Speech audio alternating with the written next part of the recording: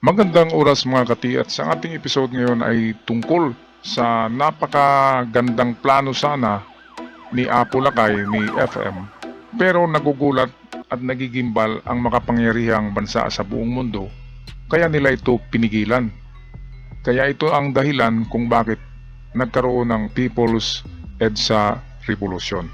So ito ang video courtesy ng kapatid na Abini. Sa araw na ito ay ating pag-uusapan ang nakagigimbal na plano ni dating Pangulong Ferdinand Marcos sa Pilipinas na pilit na pinigilan ng mga mayayamang bansa at ng Liberal Party.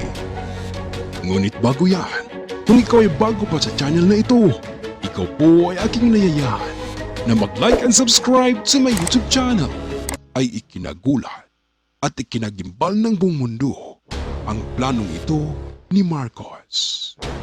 Katanungan, ano nga ba ang plano ni dating Pangulong Ferdinand E. Marcos?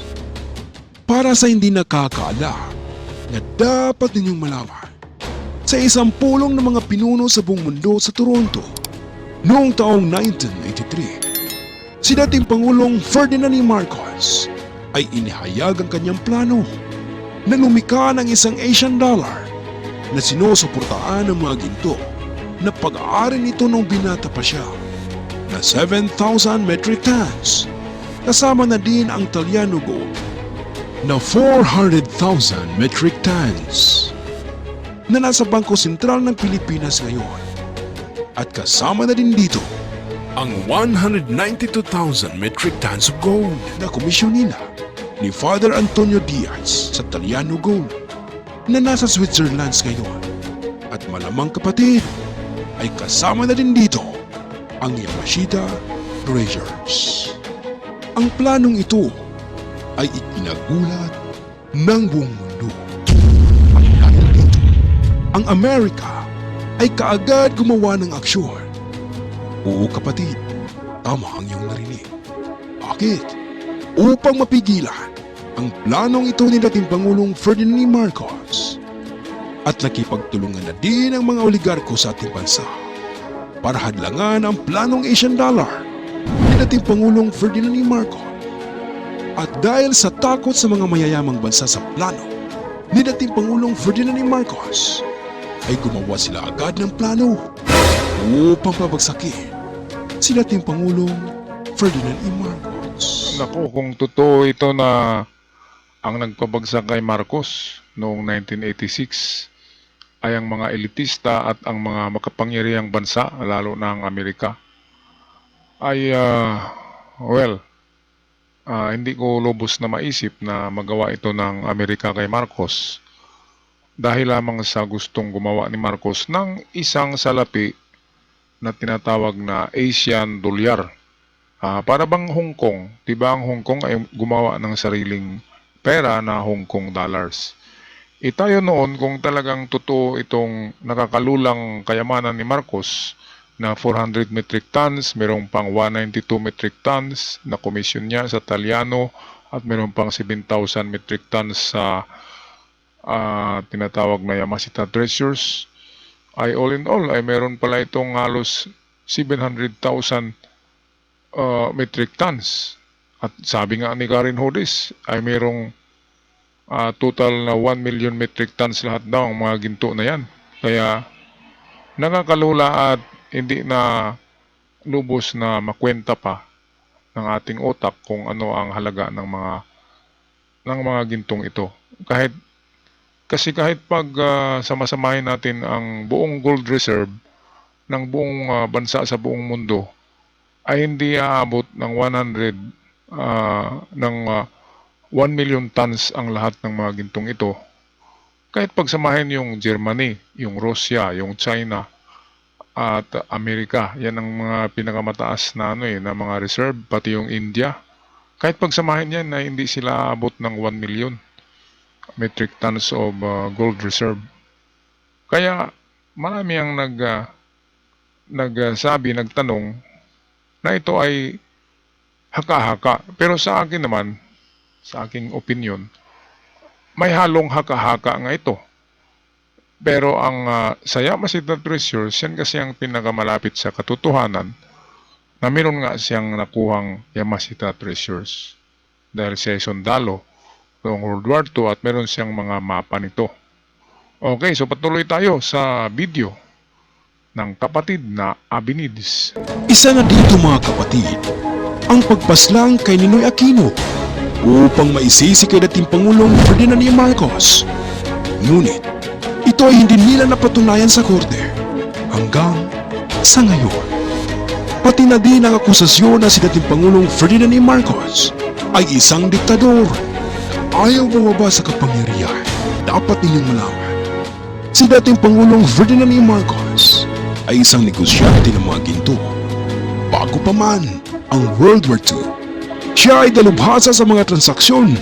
Pagdating sa ginto, talagang eksperto siya rito kapatid. Alam din ni dating Pangulong Ferdinand E. Marcos ang tungkol sa World War II loot o mas kilala bilang Yamashita Treasures na ibinaon ng mga Hapones sa ating bansang Pilipinas sa panahon ng World War II. At para pa rin sa kalaman ng karamihan, sa panahon ng World War II, sina Hitler at General Yamashita ay nanakop ng iba't ibang mga bansa at ninakawan ng mga ito ng mga ginto at iba pang mga kayamanan. At pagkatapos ay iniutos ni General Yamashita sa mga sundalong Hapones na magtungo sa ating bansang Pilipinas at gumawa ng mga bunker sa ilalim ng lupa. At pagkatapos ay dinala ang mga ginto at iba pang mga kayamanan at saka ibinaon sa daan-daang bunker.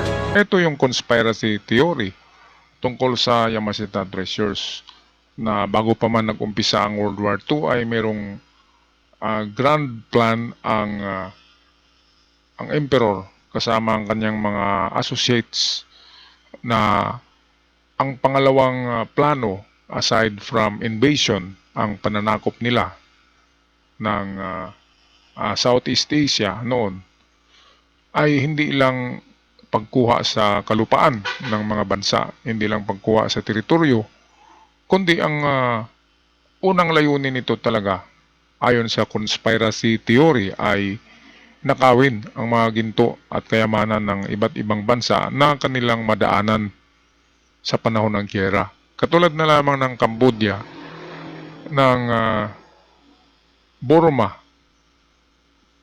at ng iba pang mga bansa sa Southeast Asia, kasama ng Pilipinas, ang China, ang lahat ng mga yan na nadaanan nila ay of course, merong mga minahan ng ginto ang mga lugar na yan. Katulad ng Pilipinas noon, ay meron tayong mga ginto na galing sa mina na nakalagay din sa ating bangko ng Pilipinas. Kaya ang karamihan noon ay nakuha din ng Hapon, ang iba ay naitago ng mga Amerikano at ang ebidensya niyan ay yung tunnel doon sa Bataan.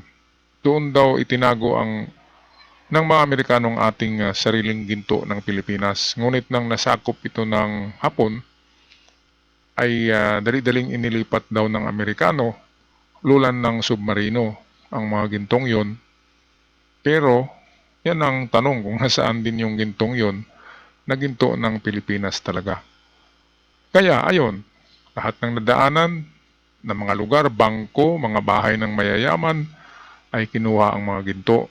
Kaya napakaraming ginto ang emperor noon na pinamahalaan ni Yamashita, ni General Yamashita ang pagbaon nito at mga kapatid din ng emperor na tulad nila Prince Takeda at Chichibo.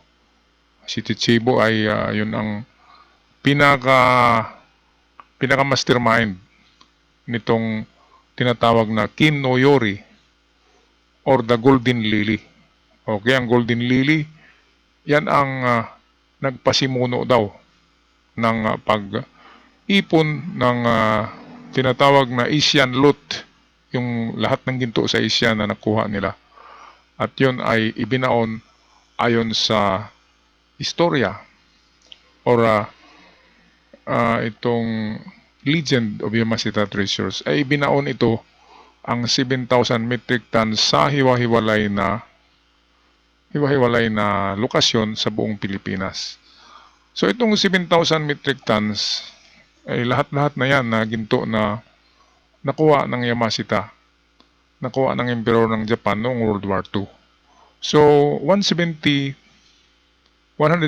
sites, so 170, yan ang i-divide natin sa 7,000 metric tons, divide 170, yan ang laman ng bawat treasure site ng Emperor.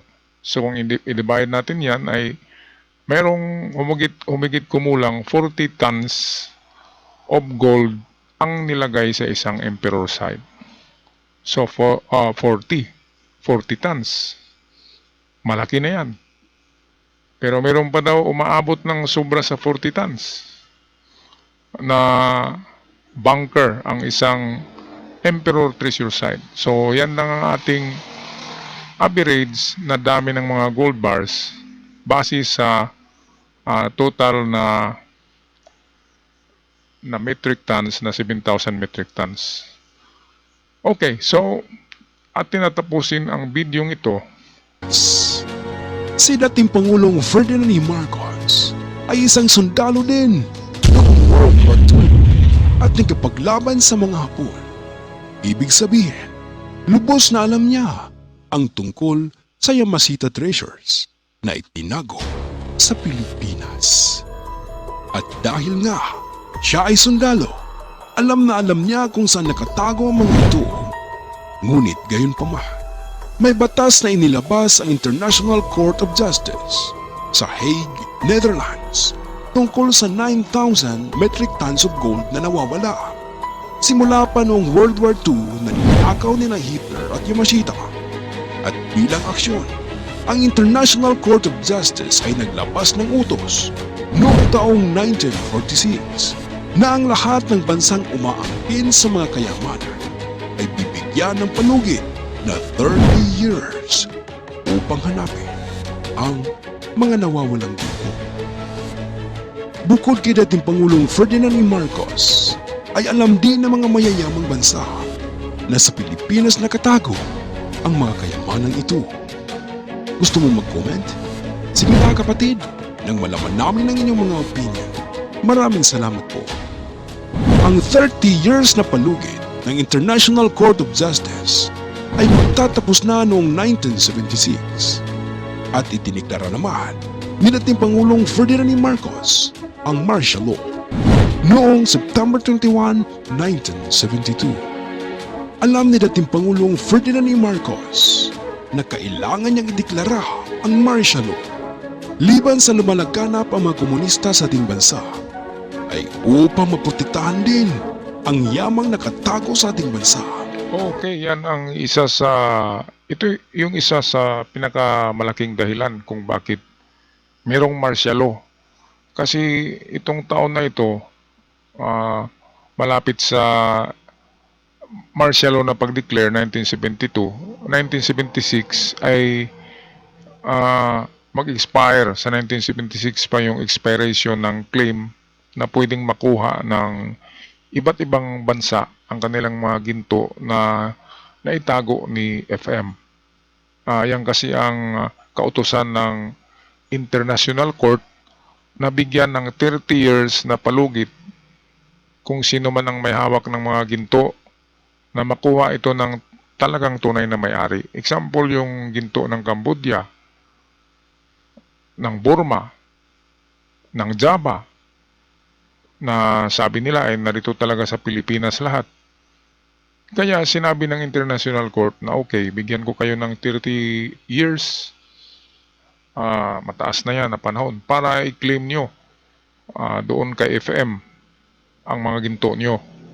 Pero walang nangyari kasi nga ay napakagaling magplano itong si Apo Lakay.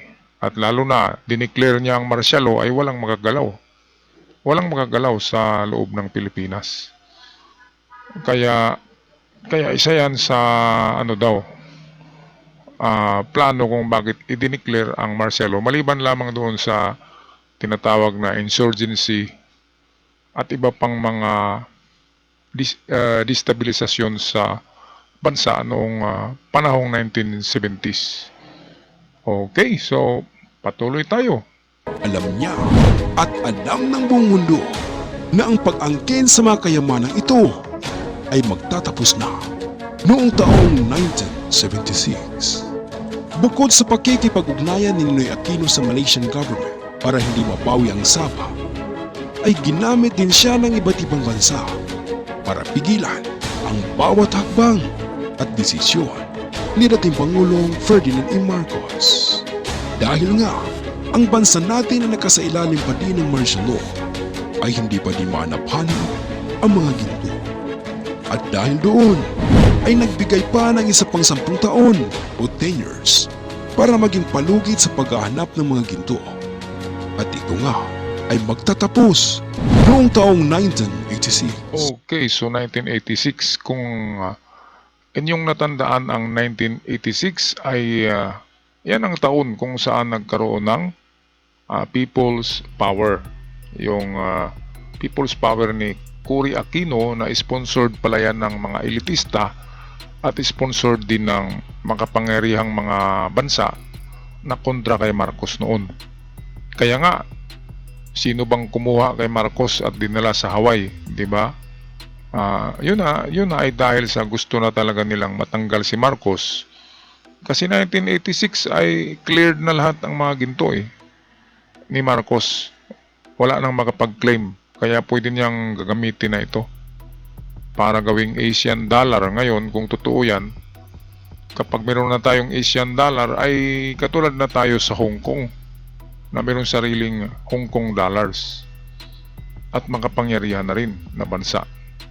Napakaganda ng balak na ito ni Apolacay. Problema nga lang ay nabulabog ang buong mundo at makapangyarihang bansa.